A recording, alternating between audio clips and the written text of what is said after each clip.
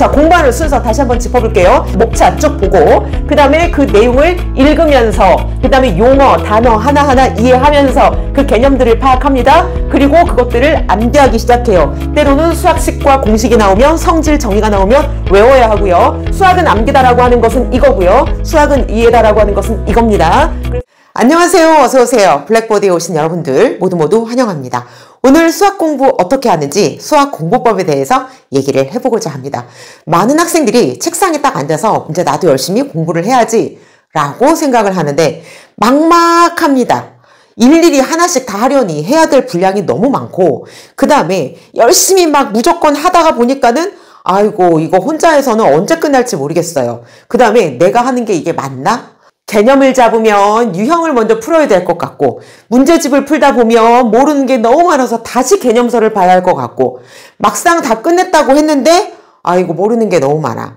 시험을 봤더니 틀리는 게 너무 많아. 그럼 아이들이 내가 지금 하고 있는 이 공부법이 맞는지 혼동이 된다 이거예요. 그러면 어떻게 해야 되냐? 이 방법을 쭉 알려드릴게요. 모르겠으면 그냥 무조건 이 방법만 따라오세요. 반은 성공합니다.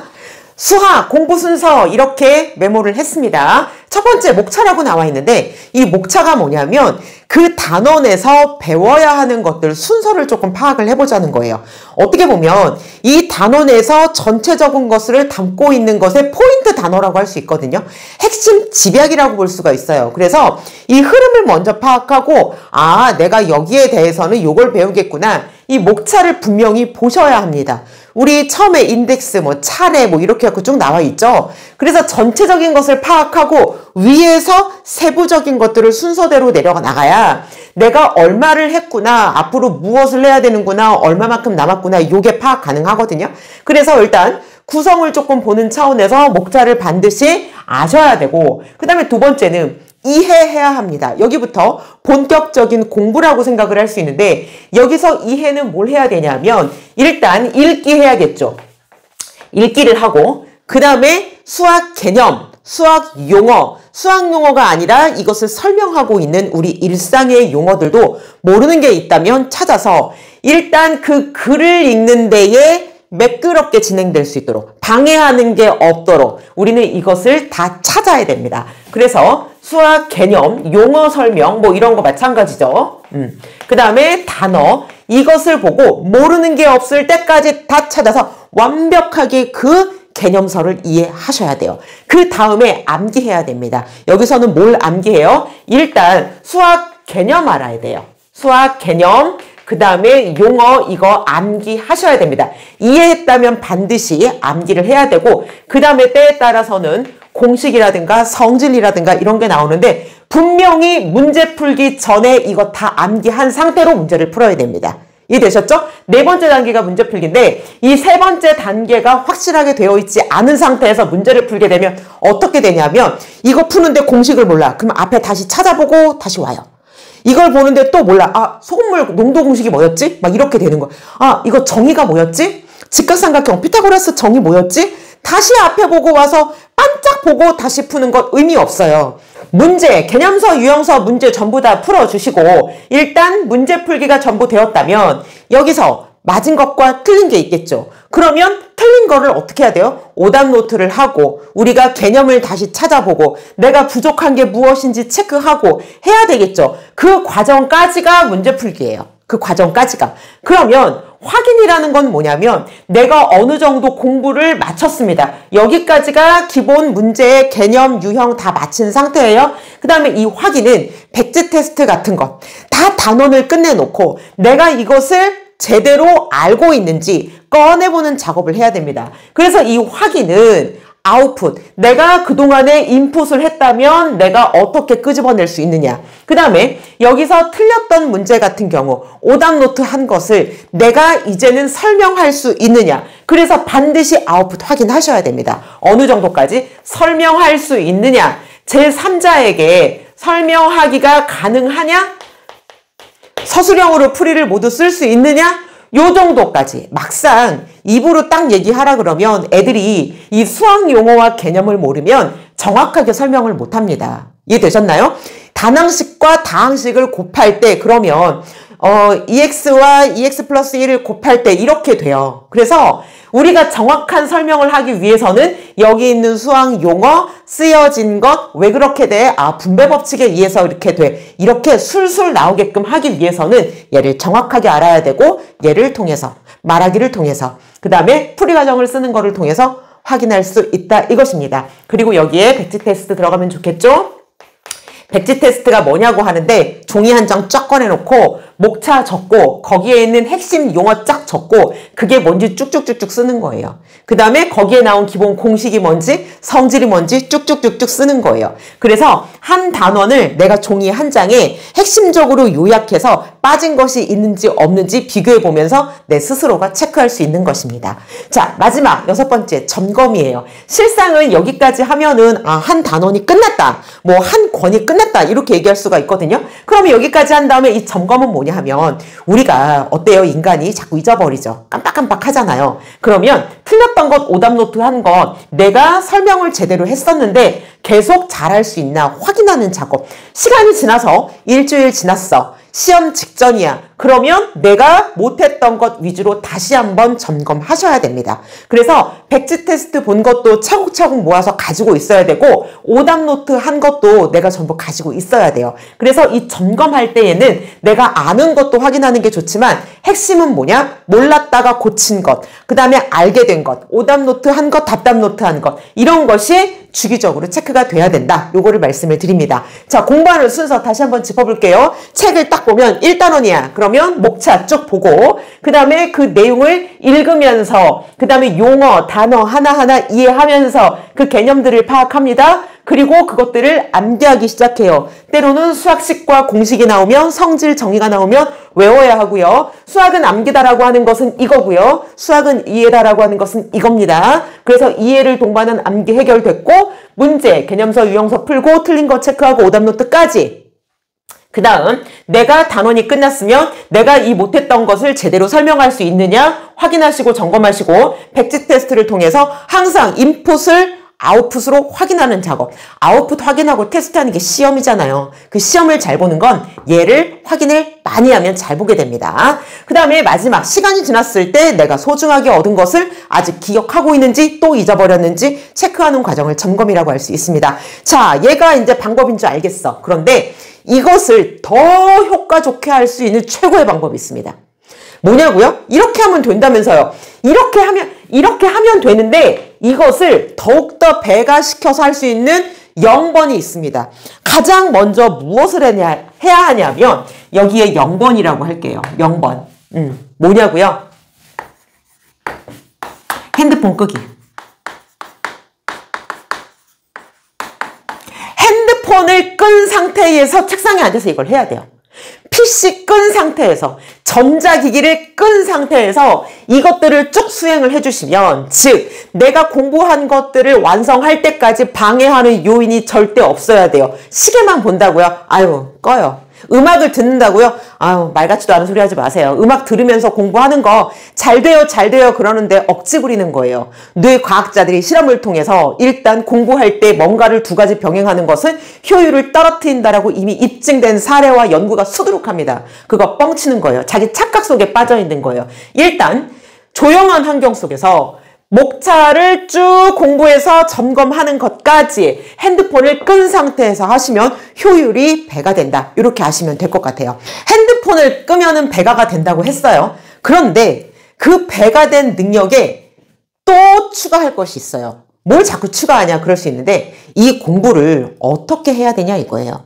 우리가 마냥 해갖고 수학만 물고 늘어질 수가 없어요. 다른 과목들도 할 게 되게 많고 시간은 한정적이잖아요. 우리가 보통 학과 습을 어떤 비율로 하라고 얘기를 하냐면 1:3으로 하라고 얘기를 해요. 그런데 일주일에 영어 2번, 수학 2번, 논술도 가야지, 사회, 과학, 다른 기타 과목 해야지, 거기다 예체능 하나 하면은 아유 이 숙제할 시간이 안 나와요. 학원 갈 시간으로 이미 스케줄이 꽉 차 있었기 때문에 내가 습의 시간이 안 나와요. 잠을 안 자야 되는데 그건 불가능하잖아요.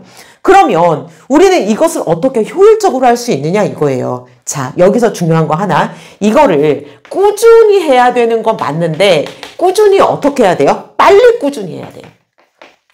빨리가 아니라 빨리 꾸준히 해야 돼요.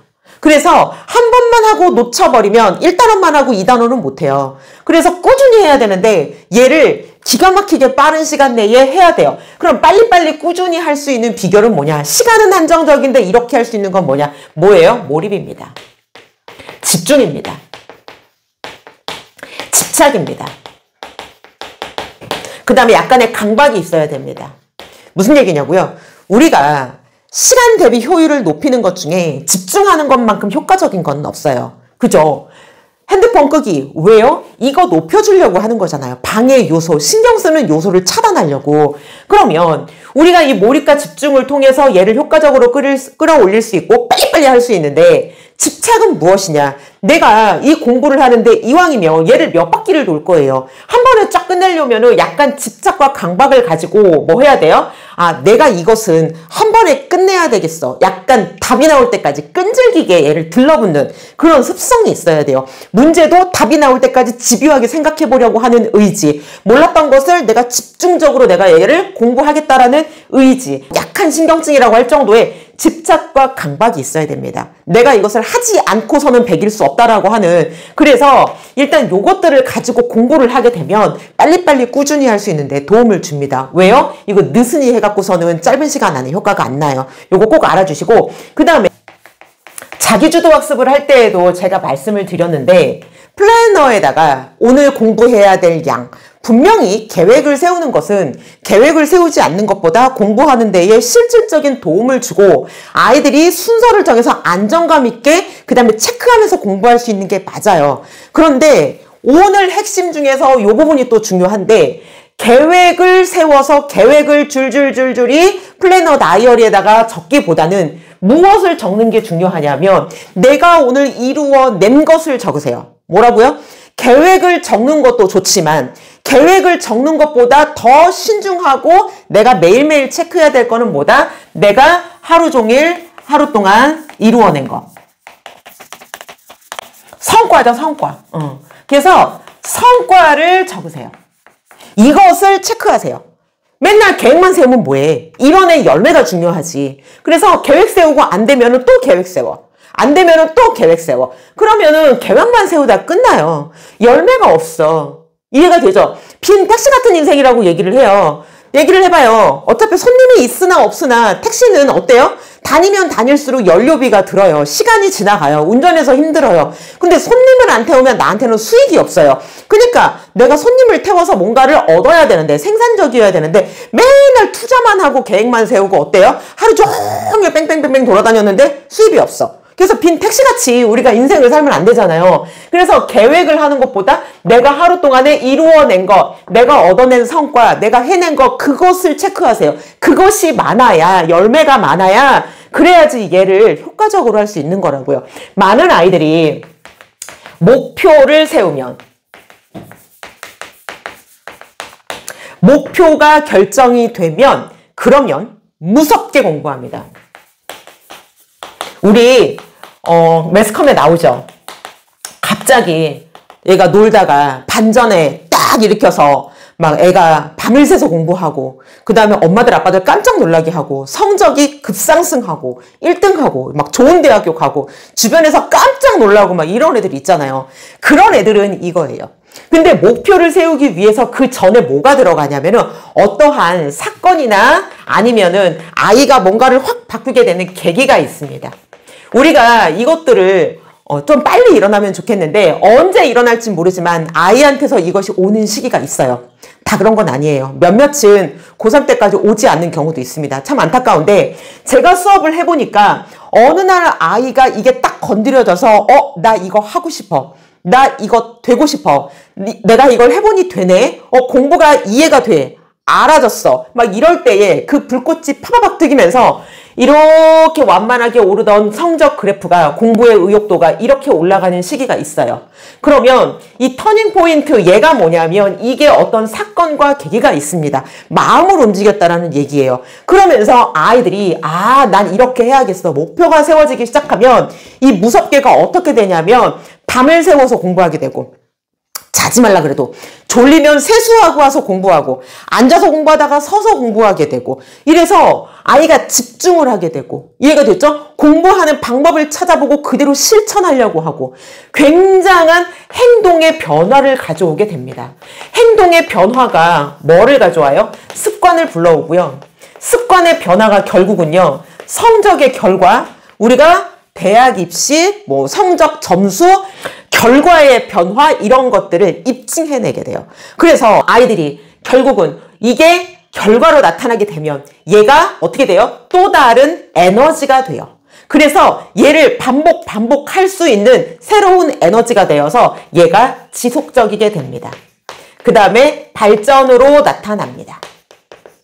더 업그레이드 된다는 얘기예요. 하면 할수록. 그래서 이전과는 아예 다른 행동 양상을 보여요. 그러면서 가장 대표적인 케이스가 제가 보니까 첫 번째, 보고 또 보고. 두 번째, 끄고 또 끄고. 무슨 말이냐면 아이가 공부를 하면 배웠던 내용을 자꾸 보고 책 보고 틀린 거 또 보고 틀린 거 또 보고 완벽을 위해서 계속 복습에 복습. 그 다음에 새로운 책들의 도전. 그래서 보고 또 보고가 반복이 되고요. 그 다음에 SNS 끄고 핸드폰 끄고 TV 끄고 이거 자기가 공부하는 데에 있어서 내가 이 목표를 지향해서 가는 데에 있어서 방해가 되는 것은 다 차단합니다. 그리고 나서 결과적으로 얻어지는 게 뭐냐? 결과적으로 하니까 되네. 결국 무슨 얘기예요? 성취감.